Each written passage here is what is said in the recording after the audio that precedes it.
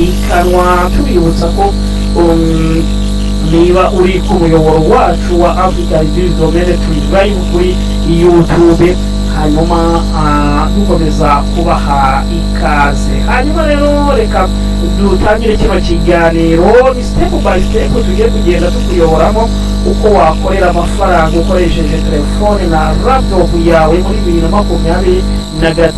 Tubaha ikaze kuri Adi Rwanda, bakaza neza kuri iki kiganiro cyihariye. Hari abantu benshi bibaza bati ese birashoboka gukorera amafaranga kuri interinete ndi hano mu Rwanda? Igisubizo rero ni yego, birashoboka cyane, ariko si uburyo bwose ubivuga buba ari ukuri.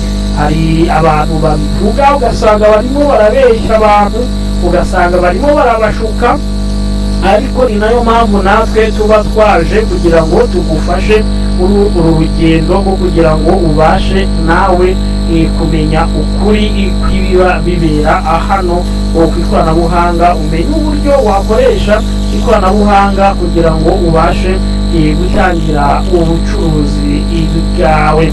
Hanyuma ariko si uburyo bwose bubivuga ukuri. Uyu munsi rero tugiye kureba uburyo bwemewe bwizewe kandi bukora muri 2026 aho uramenya uko wakoresha telefone cyangwa laptop yawe ukinjiza amafaranga. Mbere yo gutangira rero hari ibintu bitatu ugomba kumenya. Icya mbere ni interinete si ATM, ahubwo ntuzakanguke ngo ubone miliyoni, ntabwo bizashoboka, bisaba kwiga, kwihangana, gukora buri munsi. Icya kabiri, irinde sikamu. Niba umuntu akubwiye ati 50 nguha akazi kazajya kaguha miliyoni buri kwezi, bamaso akenshi buba ari uburiganya bwo kugira ngo ubakwiye. Icya gatatu, menya kubaka skills. Interinete ntabwo yishyura igihe cyawe,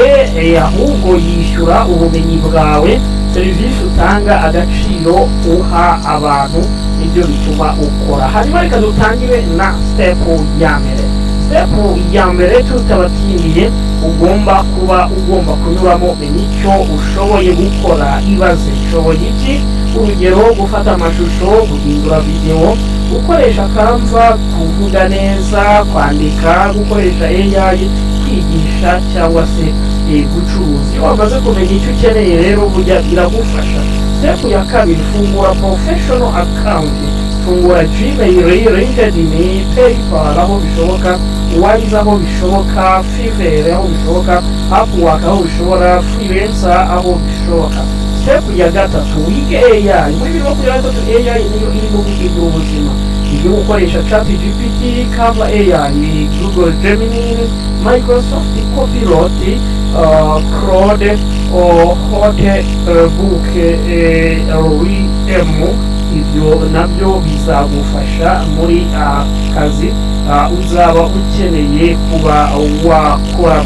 Hanyuma AI ishobora kugufasha gukora content, kwandika, gukora presentation, gukora website, gukora marketing. Step ya kane, hitamo uburyo bwo kuzinjizamo amafaranga. Hari uburyo bwinshi. Bwa mbere ni YouTube, uko bikorwa, ufungura channel, ugakora video, ukakasubscribers, ukinjira muri YouTube partner program, amafaranga ava muri advertisement, membership, superchat ndetse na sponsorship. Uburyo bwa kabiri ni ushobora gukoresha Facebook, ugakora video release live. Iyo wujuje ibisabwa ushobora kubona amafaranga binyuze muri gahunda zemewe za Meta ziboneka aho zashyizwe mu bikorwa. Icya gatatu ugomba kumenya rero umuntu wanjye ni gukoresha TikTok, ukoresha video live brand deals. Hanyuma icya kane ugomba kuba wakora influencing, utangira kugurisha graphic design, translation, video editing, logo design, voice over, writing, website design. Icya gatanu, kora affiliate marketing. Affiliate marketing aho wamamaza ibicuruzwa cyangwa serivisi z'abandi, wishyurwa iyo umuntu avuze akoresheje link yawe. Icya gatatu wakora ni digital product, kugurisha e-book, courses template PDF ndetse na design. Cya karindwi ni website. Kora website yinjiza amafaranga binyuze muri ads, membership service ndetse na product. Cya munani na online teaching, ni ufite ubumenyi wigisha English, coding, business, mathematics na AI ndetse ibintu. Cya cyenda kora content creation, ibigo byinshi bishaka abantu bakorera video, photography, social media ndetse na advertisement. Cya gatanu build personal brand, kubaka brand yawe ufite abantu ubagura umuntu bamwizeye. Koresha YouTube, LinkedIn, Facebook, Instagram, X ndetse na website. Step ya gatatu rero jya wiga buri munsi rero soma, reba tutorial, gerageza kora project. Amakosa akunze gutuma abantu batsindwa ni ugushaka amafaranga vuba, kudakora ubiga, kwihangana, kwizera skamu, kudakora portfolio, gutererana proje nyuma y'icyumweru ugasanga urayiretse. Amagambo y'ingenzi ni internet ntabwo itanga amafaranga. Internet ihemba abantu bafite skills ikubyarira amafaranga. Hanyuma challenge y'iminsi 30, mu minsi 30 y'imbere fungura YouTube channel, wige AI buri munsi, kora video 20, fungura LinkedIn, kora portfolio. Ikiganiro rero namwe murimo mugikurikira nuko namwe mwatanga ibitekerezo byanyu muri comment.